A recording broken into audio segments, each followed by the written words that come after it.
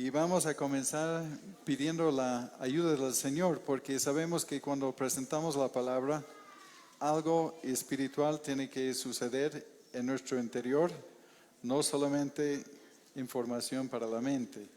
Y eso es una obra de Dios y le necesitamos, Padre. Vivimos agradecidos porque de alguna manera tú has puesto tus ojos en nosotros, has abierto, Señor, nuestro entendimiento para reconocer que tú eres el Señor. Vivimos agradecidos por este libro que nos has dejado y gracias por las grandes promesas, por colocar tu espíritu en el corazón y en la vida del creyente. Y Señor, este espíritu que nos ayuda a conectarnos contigo y conocerte y conocer tu voluntad. Ayúdanos, Señor, a aprovechar este tiempo frente a tu palabra en tu espíritu para, Señor, avanzar tus propósitos. Ayúdanos, lo pedimos en el nombre de Jesús. Amén. Amén. Pueden tomar sus asientos. Como saben, estamos viendo verso por verso en la carta a los Efesios, una carta que ha sido, sí, dirigida a la iglesia en Éfeso, pero también es una carta general que sirve a toda iglesia en todo momento, en toda historia. Y es interesante cuando vemos las cosas del Nuevo Testamento y lo que pasó en la iglesia hace 2000 años.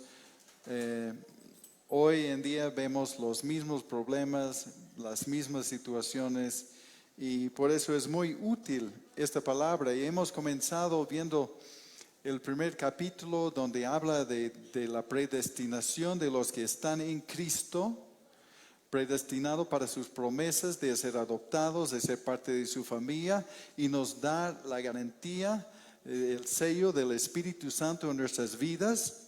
Pero también Pablo, hablando a creyentes nacidos de nuevo, dice: Señor, que tengan sabiduría y revelación de estas cosas. Alumbren sus ojos, abre sus ojos para ver lo que tú has hecho, para que el creyente realmente entiende lo que tiene en ti. Y después vimos el segundo capítulo, donde se ve la nueva vida en Cristo, muertos en nuestros delitos y pecados, y como por gracia, por fe en Él, nos libera, que nos da vida juntamente con Él, nos hace sentar en lugares celestiales, nos coloca en una posición diferente, y también somos separados, perdonados, y también incluidos. Es la segunda parte del segundo capítulo, incluidos en los pactos y promesas de los judíos. Los que no somos judíos somos gentiles, y los gentiles están incluidos en sus planes y propósitos en la iglesia en un nivel igual. Y Dios tiene una sola iglesia. Y la primera parte del capítulo 3 vimos que eso es el gran misterio, porque en el Antiguo Testamento, si bien hablaba del Mesías y si bien hablaba de la inclusión de los gentiles, que la bendición de Israel llegando a los gentiles, la inclusión de los gentiles, el misterio es de que nos ha incluido a un nivel igual, ¿no? Nos ha incluido en los planes y pactos y promesas que ha dado a Israel. Y entendemos que Israel ha sido un instrumento de Dios, no un pueblo exclusivo, aunque Dios tiene sus planes para Israel, ¿no? Pero estamos incluidos, y es una maravilla de que Dios nos ha incluido en esto. Y terminamos el tercer capítulo, lo que vamos a hacer ahora, con una oración de Pablo, agradeciendo a Dios, reconociendo la grandeza del amor de Dios, que es el título de este mensaje, la grandeza del amor de Dios. Es una oración, y va concluyendo el tercer capítulo, que es la mitad de esta carta.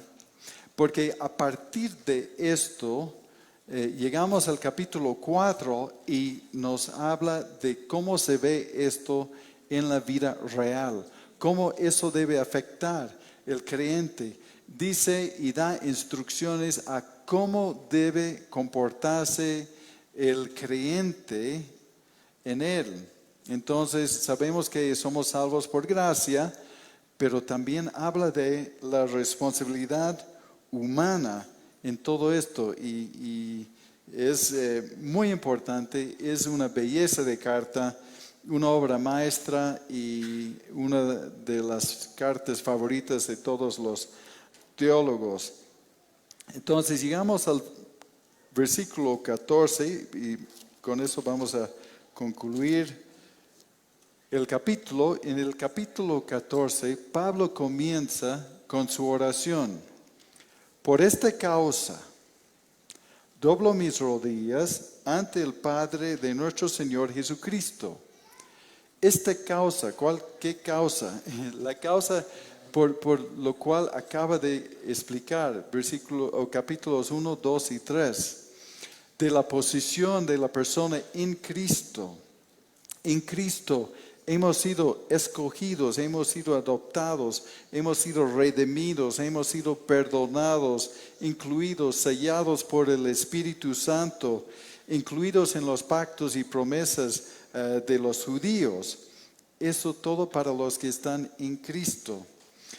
Él es entonces Él es el Padre, dice, ante el Padre de nuestro Señor Jesucristo, Él es el Padre de los judíos y de los gentiles. Somos miembros de su familia y somos una sola iglesia. Y la forma que Pablo ora de rodillas, dice dobla sus rodillas, es una postura de humildad. Es una postura de reconocimiento de su propia condición y de su dependencia de Dios. También es una muestra de reverencia. Y creo que aquí podemos formular la pregunta si nosotros nos acercamos a Dios con esta misma humildad. Y para poder hacerlo, creo que en primer lugar hay que entender lo que Pablo acaba de decir de las riquezas en gloria, de todo lo que Dios tiene para el creyente. Creo que reconociendo verdaderamente el amor de Dios y lo que Él ha hecho, Él llega a esta postura. Y creo que nos puede hacer reflexionar y pensar si no estamos acercándonos a Dios de manera demasiado casual. Si no estamos acercándonos a Él de una manera muy casual y informal, cuando realmente Él merece toda la gloria, toda la reverencia nuestra.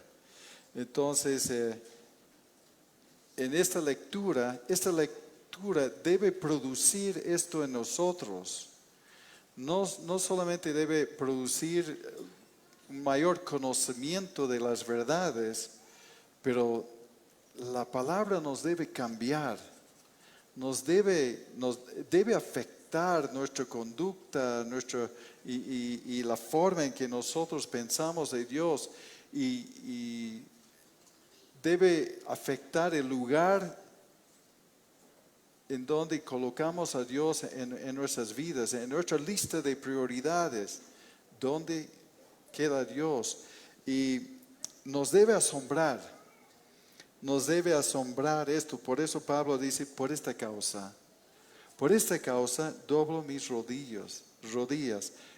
El misterio, nuestra inclusión, el plan perfecto y lindo de Dios.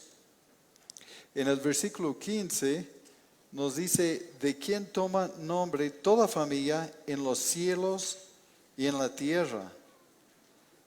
Ahí Pablo reconociendo la fuente de toda paternidad y todo amor, toda familia en los cielos y en la tierra. Y es interesante cuando vemos la genealogía de Cristo en Mateo capítulo 1, cómo está incluidos en la genealogía, el linaje de Cristo, personas que no son judíos, no son hebreos, son gentiles. Así que Dios no estaba escondiendo esto, pero sí fue escondido a los ojos de los judíos que no aceptaban esta inclusión de los judíos en su momento. Reconocer de que todo nombre,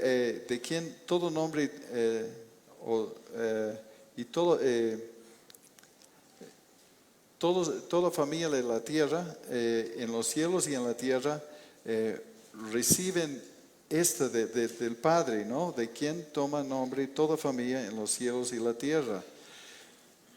Entonces Dios es el creador y algunos cometen el error en eso de decir que Dios es el Padre de todos. No es cierto. Dios es el creador de todos, pero nos ha dado el potestad de ser hechos sus hijos en Cristo. En Cristo. Entonces Dios es el creador de todos, pero no es el Padre de todos. Él es el Padre de los que están en Cristo. Él es el Padre de los que han aceptado. Por eso dice en el Juan capítulo 1, que Él dio potestad de ser hechos hijos los que están en Cristo, ¿no? Básicamente, en otras palabras. Entonces eso es asombroso, y por eso Pablo dobla sus rodillas de que como nosotros, habiendo nacido en la familia de Adán, una familia que no puede agradar a Dios, Dios nos ha sacado de esta familia, nos hizo nacer de nuevo, nos llama niños adoptados, nos ha adoptado en su familia, y eso es lo que vimos en el capítulo 2, que nos ha hecho parte de su familia. Y podemos leer esto muy ligeramente, leyendo las Escrituras, pero si paramos un tiempo para meditar en esto, nos da un motivo de esperanza y certeza y de seguridad en Él. Y es interesante cuando un niño es adoptado, y eso escuché en un par de casos por lo menos, que los niños dicen, ¿no? Cuando les reclaman de que, bueno, ustedes son hijos adoptados, ellos pueden decir, pero bueno, tus papás eran obligados a tenerles a ustedes, nuestros papás nos han escogido. Y es una virtud de niños adoptados, y somos adoptados en Él, por su buena y plena voluntad, por la grandeza de su amor. En el versículo 16 y la primera parte del 17 dice, para que os dé conforme a las riquezas de su gloria, el ser fortalecido con poder en el hombre interior por su espíritu, para que habite Cristo por la fe en sus corazones. Eso suena simple, pero un poco abstracto y difícil de entender. Hablando del hombre interior, y la forma en que yo entiendo el hombre interior es de que cada ser humano tiene el espíritu humano. Pero solamente cuando uno nace de nuevo, que este espíritu es como despertado de forma que puede comunicarse con Dios, que puede conectarse con Dios. Así lo entiendo, que cada ser humano tiene el espíritu humano, por eso cada ser humano está buscando a Dios de alguna manera, y aún el ateo buscan en los lugares equivocados, pero cada ser humano tiene una necesidad, una búsqueda en su interior de Dios, pero el que está en Cristo se conecta con Dios, el Espíritu Santo mora en nosotros y se conecta con el espíritu humano. Por eso nosotros podemos recibir dirección de Dios y la guía de Dios en nuestras vidas. Así que eso habla de cómo el Espíritu Santo nos guía desde nuestro interior, como decía en el nuevo pacto, que Dios colocará sus leyes en nuestra mente y las escribirá en nuestros corazones. Dios pondrá sus leyes, sus propósitos, sus principios en nosotros, y nosotros, aun sin haber leído, digamos, algún mandamiento o una regla o una pauta de Dios, sabemos en nuestro interior cuando algo está bien y cuando algo no agrada a Dios. Si hacemos caso o no, depende de nosotros. Eso es la responsabilidad humana, de hacer caso a este hombre interior, ¿no? Y encuentro algo muy similar y les voy a llevar a Colosenses un poquito, porque Pablo escribió Efesios y Colosenses en la cárcel en Roma, probablemente en el mismo tiempo. Y también Colosas está muy cerca de Éfeso, entonces probablemente era una de las primeras alcanzadas o lugares alcanzado por esa gran escuela de discipulado de Pablo en Éfeso. Entonces les escribe más o menos la misma cosa, lo que hemos visto en Colosenses 1:26. Dice, para cortarlo un poco, dice: el misterio que había estado oculto desde los siglos y edades, pero que ahora ha sido manifestado en sus santos, a quienes Dios quiso dar a conocer las riquezas de la gloria de este misterio entre los gentiles, que es Cristo en ustedes, la esperanza de gloria. Eso hemos visto la semana anterior, sobre el misterio oculto desde los siglos, la inclusión de los gentiles en los pactos y promesas de los judíos. Habla de la salvación de los gentiles, que como les dije es mencionado la salvación de los gentiles en el Antiguo Testamento, pero no fue entendido ni aceptado por los judíos. Pero en el Antiguo Testamento, aunque habla del Mesías, no reveló que el Señor vivirá en el interior del creyente. No habla de eso, ¿no? Entonces, este versículo en Colosenses, el 27, como dice, a quienes Dios quiso dar a conocer las riquezas de la gloria de este misterio entre los gentiles, que es Cristo en ustedes, o Cristo en vosotros, Cristo en ustedes, la esperanza de gloria. Eso sí es algo que no debemos pasar tan rápido en nuestra lectura. Debemos parar cuando vemos versículos así y decir: Señor, ¿qué significa esto? Cristo en nosotros, la esperanza de gloria. Que habite Cristo por fe en nuestros corazones. ¿Cómo es esto? Y lo entendemos por el Espíritu Santo. Es la forma en que el Señor vive en nosotros, porque Él está a la diestra del Padre. Pero como les dije, yo entiendo así que Cristo en nosotros, el Espíritu Santo en nosotros, nos conecta con este hombre interior. Por eso la palabra nos dice que seamos fortalecidos con el poder en el hombre interior por su Espíritu. Entonces es el Espíritu Santo en nosotros que fortalece el hombre interior en nosotros.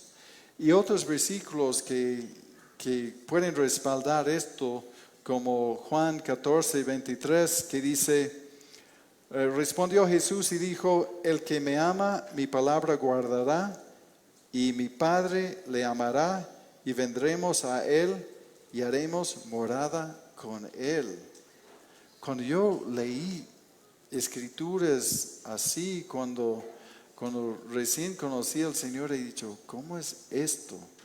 ¿Cómo es esto? Pero que la divinidad, el Señor mismo, eso no nos convierte a nosotros obviamente en divinidades, pero habla de darnos la naturaleza divina, de hacernos más como Cristo, pero el Señor quiere obrar en nosotros y gobernarnos desde el interior. Por eso en la entrada triunfal, la expectativa era de que Cristo iba a llegar, liberar, de hacer algún tipo de milagro y con un ejército derrocar a los romanos, librar a los judíos. Pero Jesús ha dicho, mi reino no es este mundo, no opero así. Y la revolución que Dios quiere hacer es desde nuestro interior. Por eso cuando muchos están esperando un gran avivamiento como un viento que viene externamente, no sé si habrá, quizás Dios ha operado así y ha operado de muchas formas y es Dios y puede hacer lo que quiere. Pero creo que si Dios va a hacer un avivamiento, va a comenzar en el corazón del ser humano, de cada uno, en individuos.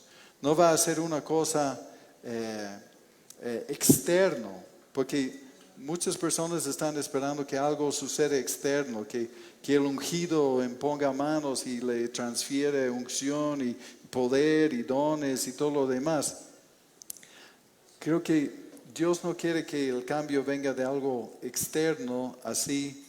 Creo que Dios quiere que el cambio venga cuando seamos fortalecidos en el hombre interior por su espíritu.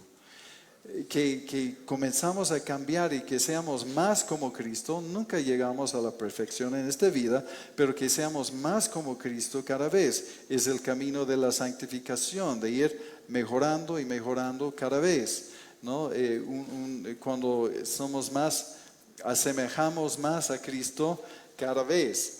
Entonces, el Señor dice, Jesús, que el que le ama y su palabra guardará y su Padre le amará y vendremos a Él y haremos morada en Él. Debemos meditar sobre esto, porque a veces la incredulidad, y yo admito que digo, Señor, moras en mí, ¿verdad? ¿No? Y suena un poco abstracto y fantasioso, pero eso la palabra nos asegura, no es por sentimientos, no es por experiencias, es algo que Dios ha prometido, que los que están en Cristo tendrán su espíritu. Romanos 8:11 nos dice, y si el espíritu de aquel que levantó de los muertos a Jesús mora en ustedes, el que levantó de los muertos a Cristo Jesús vivificará también sus cuerpos mortales por su espíritu que mora en ustedes. Es demasiado grande para comprender.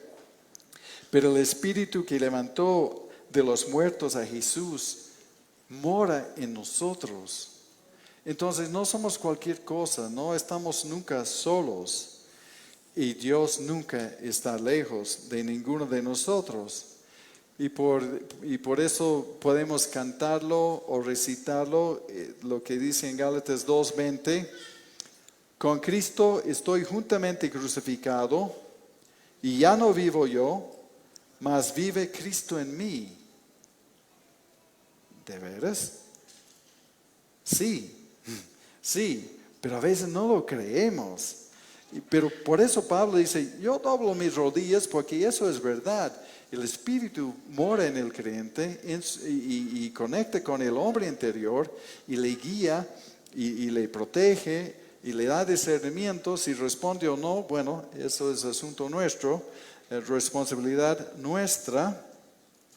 Pero ya no vivo yo, más Cristo vive en mí.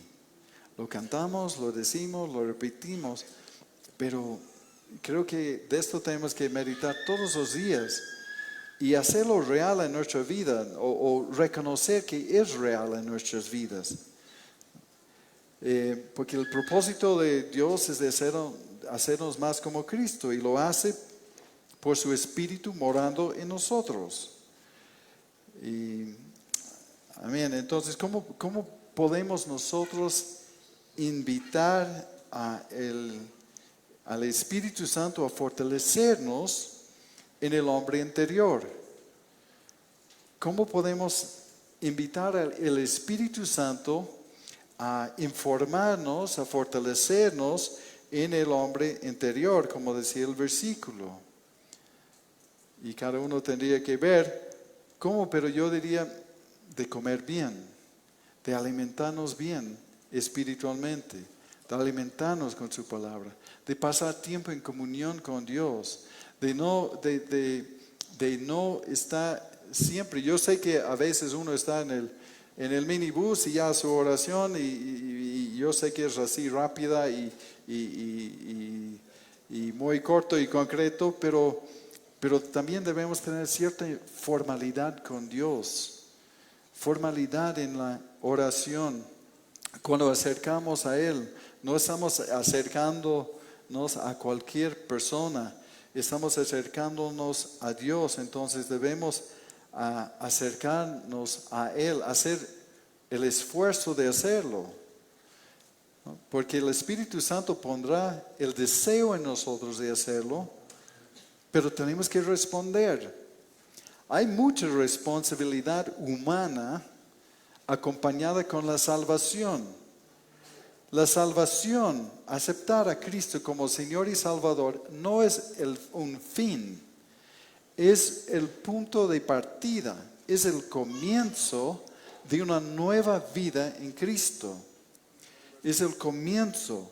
Y entonces debemos fortalecernos, como yo les decía, como la carne y el espíritu están en nosotros y pelean, como dice en Gálatas 5, hay esta gran pelea en nosotros entre la carne y el espíritu va a dominar si estamos alimentando el espíritu, y la carne va a ser la característica dominante en nosotros si solamente alimentamos la carne.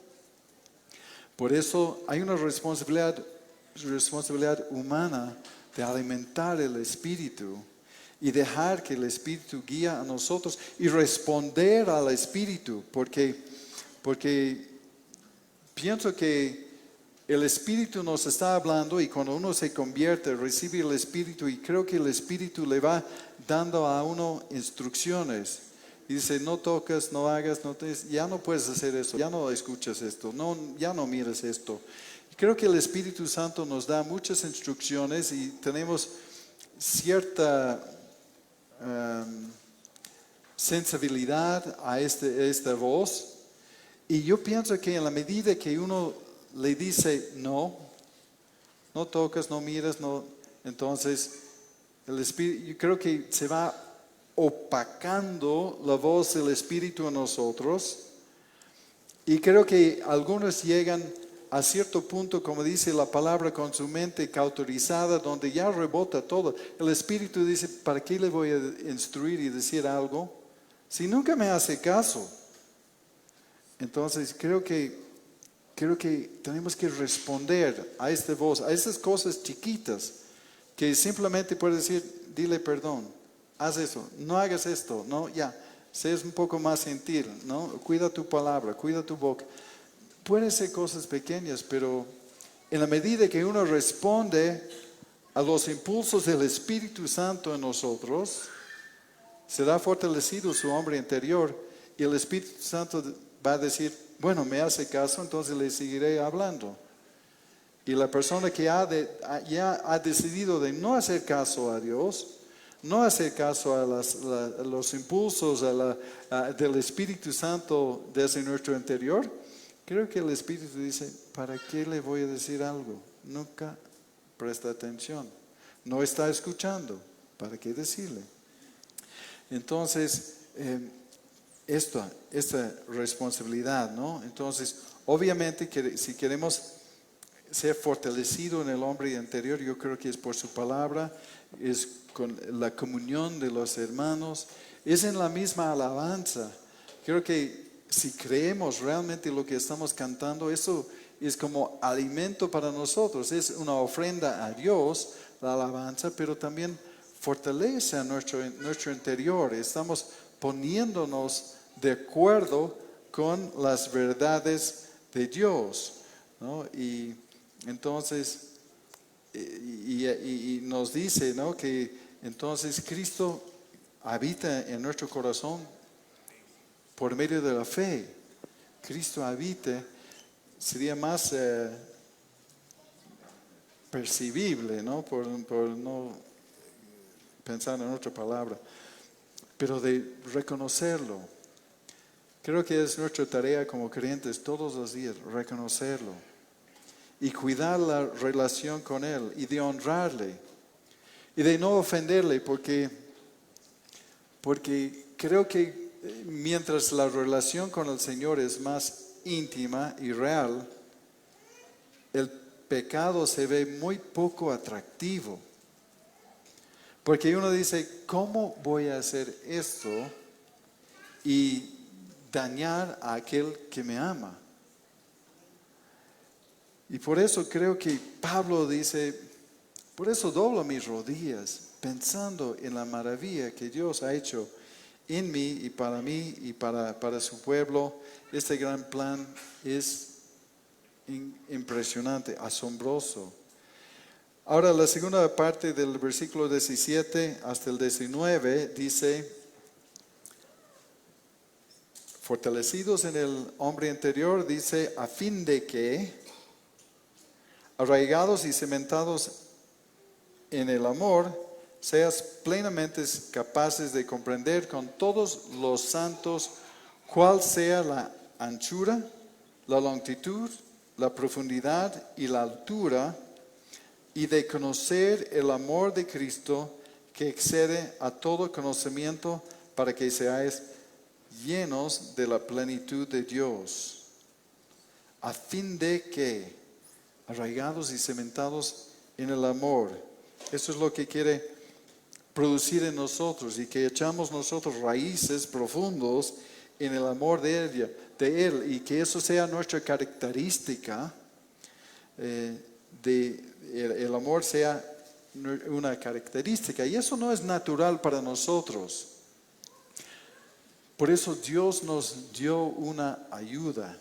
En Romanos 5:5 dice que, y la esperanza no avergüenza, porque el amor de Dios ha sido derramado en nuestros corazones por el Espíritu Santo que nos fue dado. Entonces, el amor de Dios ha sido derramado en nuestros corazones por el Espíritu Santo que nos fue dado. Entonces, naturalmente, somos egoístas. Creo que uno podía reconocerlo, o debe reconocerlo, que naturalmente somos egoístas desde bebés de días, de horas, de segundos de nacido. Somos egoístas. Entonces, Dios nos da esta facultad de poder amar como Él ha amado. No digo que lo hacemos eso perfectamente, pero dice que si vemos que no es natural para nosotros, es natural para el Espíritu Santo. Y si el Espíritu Santo mora en nosotros, eso debe ser una característica de nuestras vidas, ¿no?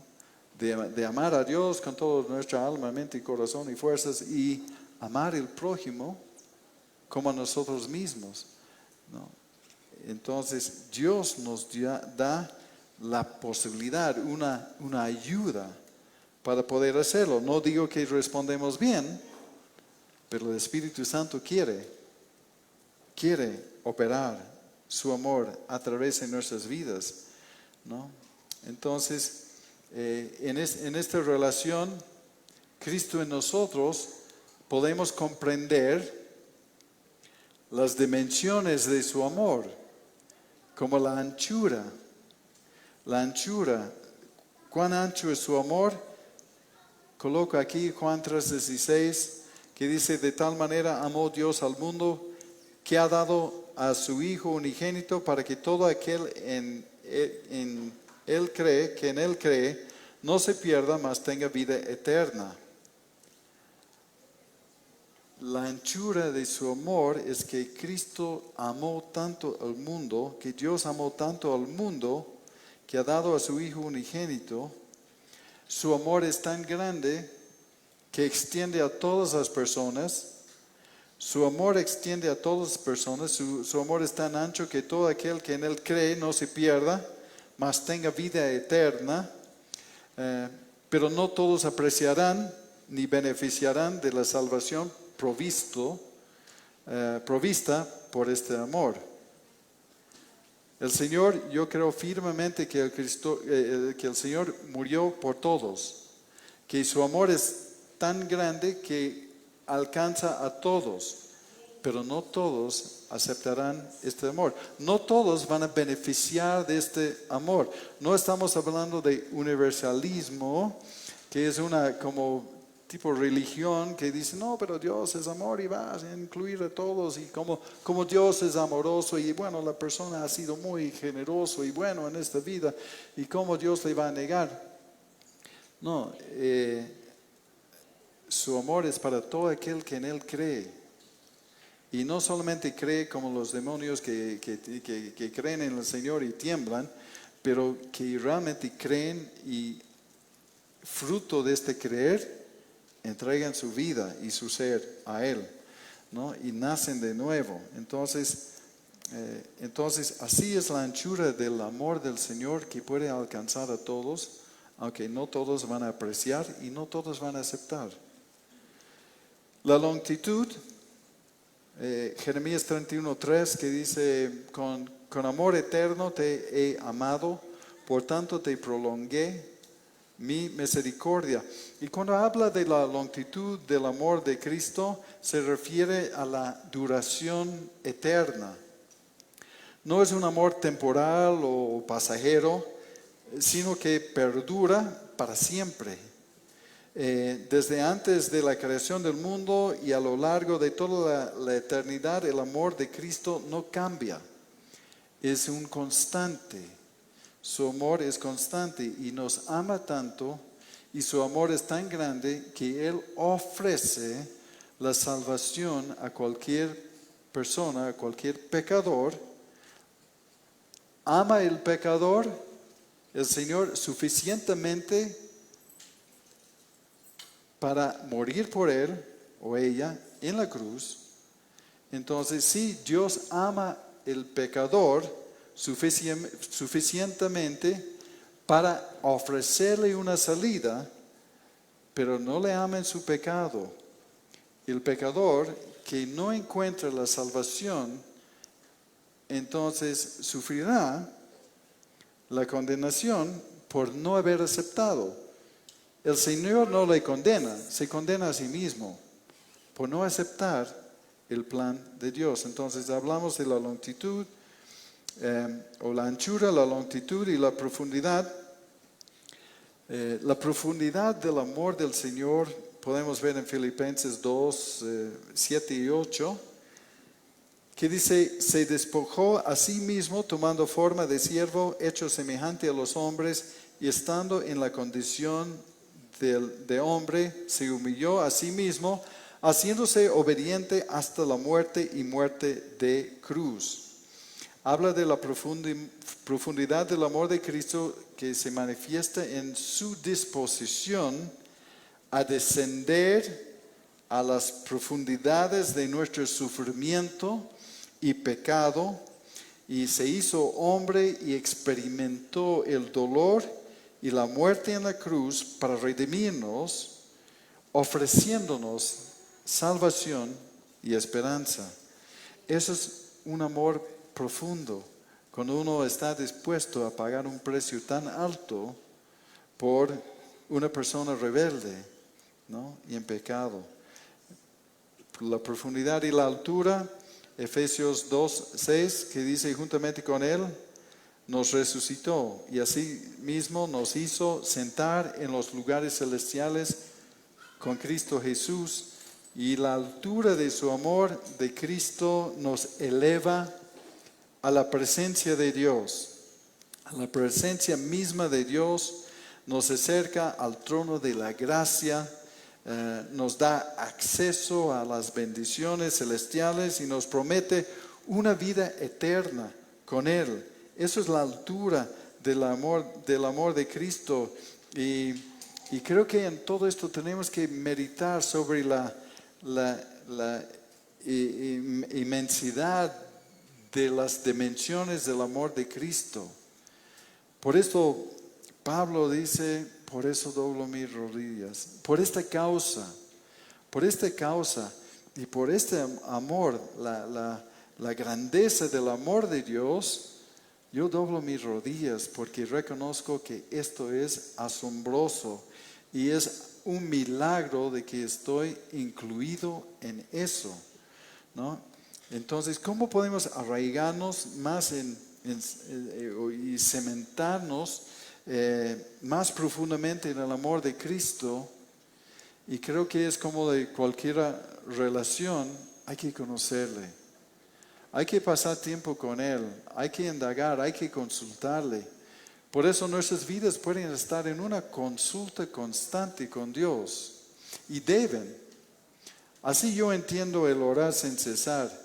Que la mente, que uno está caminando en la calle, en cualquier lugar, en el minibús, en el micro, en el taxi, puede colocar su mente en Cristo y tener comunión con Él. Y así conocerle. Y así de alguna manera sintonizarse con la voz de Dios. Claro que cometemos errores, decimos, pensé que Dios me ha dicho esto y bueno, por el fruto veo que no.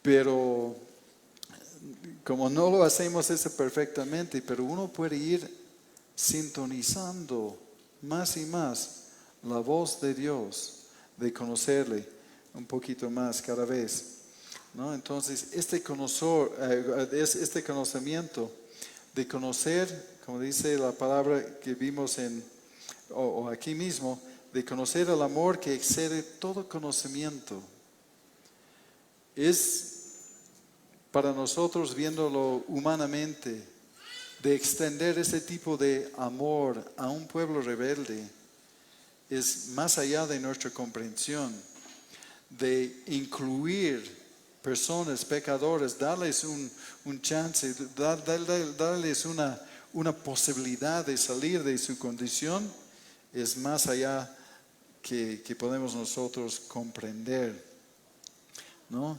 El amor que excede todo conocimiento, que va más allá de nuestra capacidad humana de comprensión. Y es lo que Dios quiere producir en nosotros, de hacernos más como Él. Y eso es su propósito eterno, de tener una familia que se ama a unos a los otros. Y de conocer, Pablo pensaba que eso era tan importante como vimos en el capítulo 1, que dijo que, Señor, a estos creyentes que han estado con Él algunos 3 años en Éfeso, a estos creyentes, y bueno, no sabemos cuánto tiempo entre su cárcel y de su salida y esta carta, podemos estimar, pero Pablo ha dicho, Dios, a estos creyentes que les dé espíritu de sabiduría y de revelación en el conocimiento de ti, ¿no? Alumbrando sus ojos, alumbrando los ojos de su entendimiento. Si comprendiéramos, y esto yo les animo, como yo con la responsabilidad de presentar esta palabra, he leído múltiples veces, aunque haber leído muchísimas veces Efesios, pero esos primeros 3 capítulos, y realmente leer esos capítulos, si quieren de rodillas como Pablo, si no, creo que la postura no es tanto como la postura del corazón, pero de leer y meditar y decir, Señor, ¿estás hablando de mí?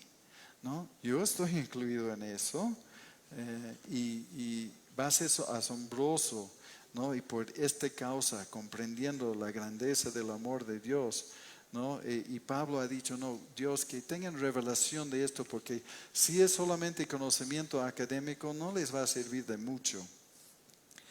Y entonces Pablo oró para que sea revelado, para que el hombre interior esté informado de estas cosas, ¿no? De este amor que no es natural, ¿no? Y si vamos a conocer el amor de Cristo que excede todo conocimiento, tenemos que conocerle a Él.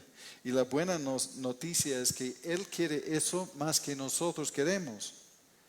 Él quiere que entremos nosotros en esta relación íntima con Él más que nosotros. Así que Él no es el que está poniendo barreras y obstáculos, ¿no? Si no tenemos intimidad con Él a cierto nivel, no es culpa de Él. Él está disponible y dispuesto y está muy cercano, está dentro de nosotros. ¿Y cómo cambiaría nuestras vidas? ¿Qué cambios notaríamos nosotros en nuestras vidas si estuviéramos nosotros llenos de la plenitud de Dios?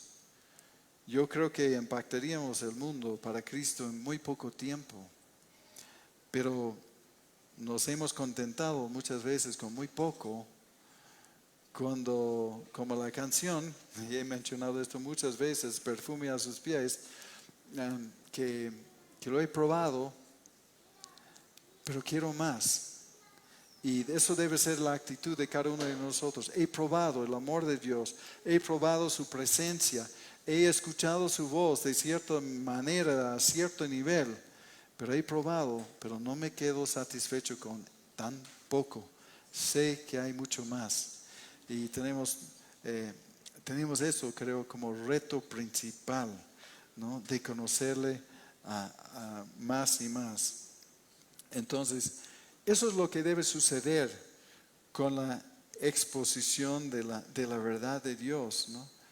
Que esta palabra de cada vez que estamos reunidos o cuando escuchan la enseñanza de la palabra, no solo nos debe informar, nos debe transformar, nos debe conectar con Dios, fortalecer el hombre interior, ¿no?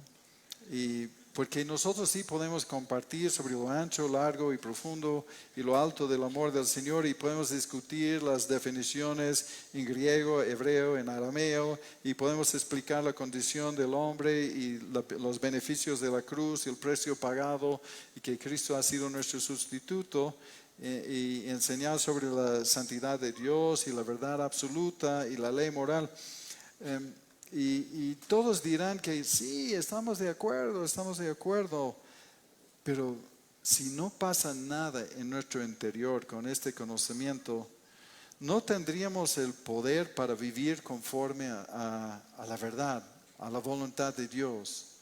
Por eso, y lo hemos dicho de muchas formas, pero sabemos, y ustedes saben esto, ¿no? Que es más que conocimiento, es más que información. Es más que información, porque y si no, entonces nada que podemos decir del púlpito sería convincente, ¿no? Si no estamos conectados con Dios, si no venimos con una actitud de decir, Señor, estamos frente a tu palabra, ¿qué quieres decir? No cuáles son las ideas del pastor, no, ¿qué es lo que tu palabra dice? ¿No? ¿Qué es lo que tu palabra dice? ¿No? Y es la única forma de conocer el amor de Dios, ¿no? Que excede todo conocimiento. Entonces, nuestro mayor consejo siempre va a ser, conéctate con el Señor, ¿no?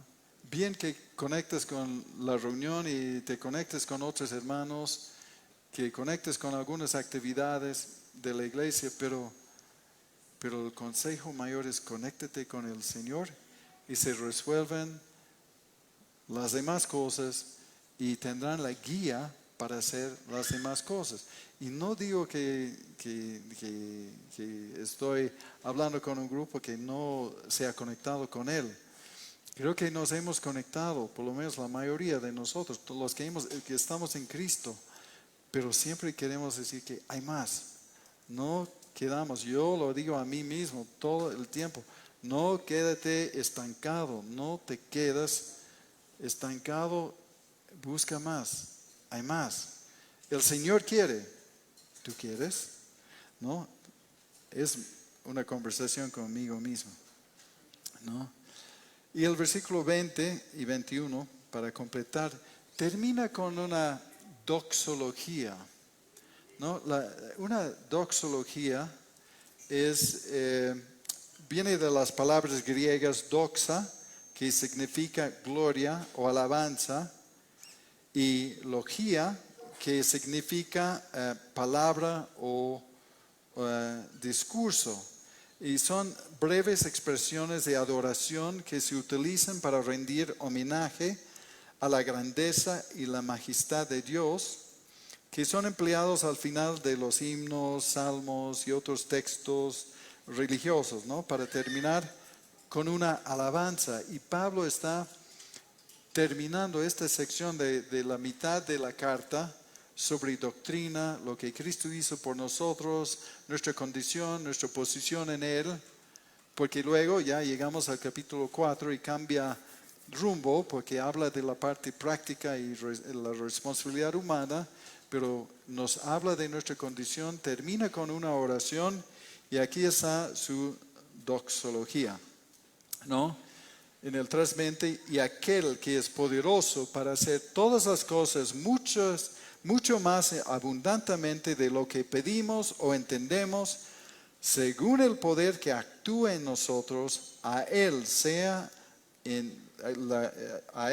gloria en la iglesia, en Cristo Jesús, por todas las edades, por los siglos de los siglos. Amén.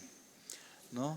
El que puede hacer mucho más abundantemente de lo que pedimos o entendemos, según el poder que actúa en nosotros. Nuevamente habla de la obra que Él quiere hacer en nosotros, ¿no? Y eso nos da muchas razones para alabarle.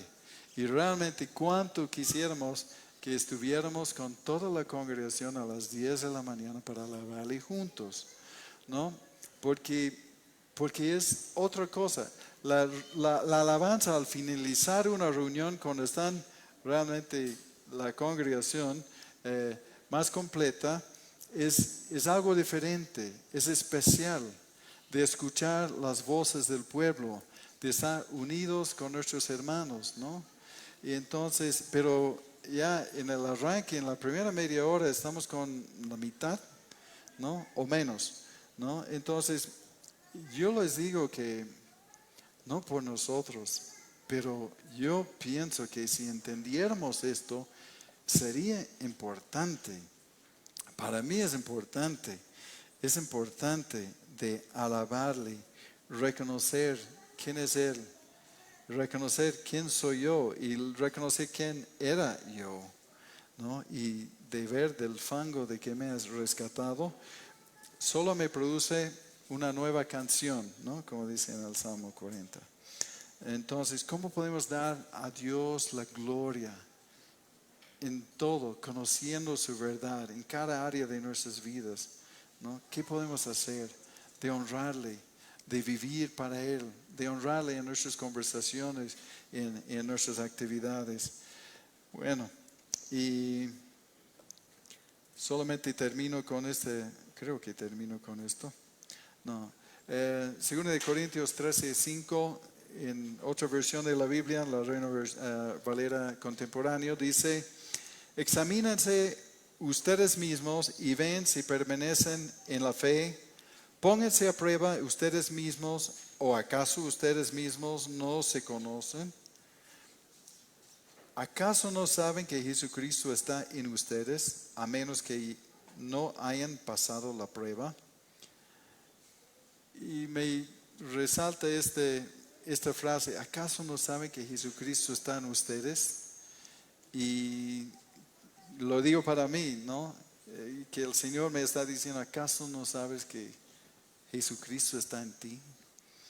Y no estamos conscientes lunes a sábado, porque el domingo sí un poco, pero toda la semana. ¿Acaso no saben que Jesucristo está en ustedes? ¿No? Que sean fortalecidos en el hombre anterior. Cristo en mí, la esperanza de gloria, y que produce esperanza de gloria para el presente y para el futuro. Porque Dios es el Dios Padre de los que están en la tierra y los que están en el cielo. Somos una familia y nos vamos a encontrar en algún momento. Y Cristo en nosotros es la manera en que Dios gobierna su pueblo, desde el interior de las personas, no de fuerzas externas, ¿no? Y eso debemos ser conscientes, que Él está siempre presente, nunca está lejos. Y nos dará un discernimiento más agudo sobre qué es su voluntad. Porque creo que una de las preguntas más que nosotros escuchamos y hasta nosotros tenemos es, Señor, ¿cuál es tu voluntad? ¿Qué es tu voluntad? ¿Qué hago? Y eso se va aclarando más y más en la medida que acercamos a Él, ¿no? Y como les decía, el pecado se ve mucho menos atractivo si sabemos que el Señor está presente, ¿no? Que no estoy haciendo nada a escondidas, y debe producir alabanza en nuestro interior, ¿no? Entonces, con eso les voy a invitar a ponerse de pie. Vamos a alistarnos para participar en la Santa Cena, los que van a repartir el pan y el vino, que pueden continuar, que pueden seguir repartiendo el pan y el vino. Y solamente para repasar, para meditar en esto, sobre nuestra postura. Hemos hablado sobre nuestra postura en la oración, realmente saber con quién estamos hablando. Y eso implica cómo está nuestro corazón, implica reverencia hacia Él, dependencia, humildad, agradecimiento. ¿Cómo no vamos a ser agradecidos si entendemos lo que el Señor ha hecho? Debemos invitar el Espíritu Santo a fortalecernos en el hombre interior. Fortalecer nuestra fe en contra de toda incredulidad, porque entiendo que eso puede sonar abstracto. El Señor vive en mí, ¿no? Pero que el Señor nos ayude a pelear contra la incredulidad, porque Cristo habita en nuestros corazones por medio de la fe. Debemos meditar sobre la inmensidad del amor de Cristo, no la anchura, la profundidad, la altura, ¿no? Y debemos echar profundas raíces en el amor de Cristo, y debemos reflejar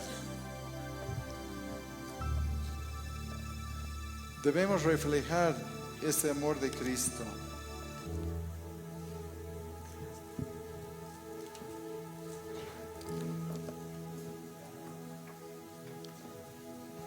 Y debemos preguntarnos, ¿no? ¿Queremos más de Cristo o no? Yo descubro que aún en la iglesia en hogar, la iglesia en hogar es una maravilla cuando hay hambre y sed de Cristo. Uno puede avanzar cualquier cantidad cuando uno realmente quiere compartir y conocer más a Cristo. Y si no avanzas mucho, ¿no? pasas una reunión social que es mejor que nada, pero otra cosa es cuando tiene hambre y sed de aprender más de Él, ¿no? De conocer este amor que transforma nuestras vidas. Y si transforma nuestras vidas, va a transformar nuestras relaciones con los demás. Y va a hacer nuestra vida más útil para participar en los propósitos de Dios. Así que si reconoces que eso no es tu experiencia en el Señor o tienes el deseo de conocerle más, pídele a Él. Pídele a Él, porque el Señor no va a defraudar a nadie que le busca de verdad. El Señor quiere revelarse en nuestras vidas de una manera más real, pero Él está buscando la contraparte, ¿no? De la persona que realmente desea más de Él, y de no conformarnos con tampoco, ¿no? Y debemos compartir esta verdad con otros. Así que vamos a orar y después vamos a participar en el pan y el vino. Oraremos con esta actitud de Pablo: Señor, por esta causa, y Señor, por esta causa, por todo lo que estamos viendo y aprendiendo de ti y lo que tú has hecho y cuánto nos has amado y todo lo que tú tienes para nosotros en esta vida y para la eternidad, Señor, solo nos queda darte las gracias. Señor, queremos experimentar algo más real cada día, algo auténtico. No queremos ser religiosos. Queremos, Señor, conocerte. Queremos desarrollar una relación. Ayúdanos, Señor, a estar consciente de tu presencia en nuestras vidas. Y ayúdanos, Señor, a acudirnos a ti para cada decisión y cada cosa que hacemos y pensamos. Ayúdanos, Señor, a vivir en la plenitud de tu amor y en tu poder, que sea fortalecido el hombre interior en nosotros por el Espíritu que mora en nosotros. Y ayúdanos, Señor, a ver cómo compartir esta verdad con otros. Gracias, Señor. Gracias por todo lo que tú has hecho por nosotros. Vivimos agradecidos y te damos las gracias en el nombre de Jesús. Amén.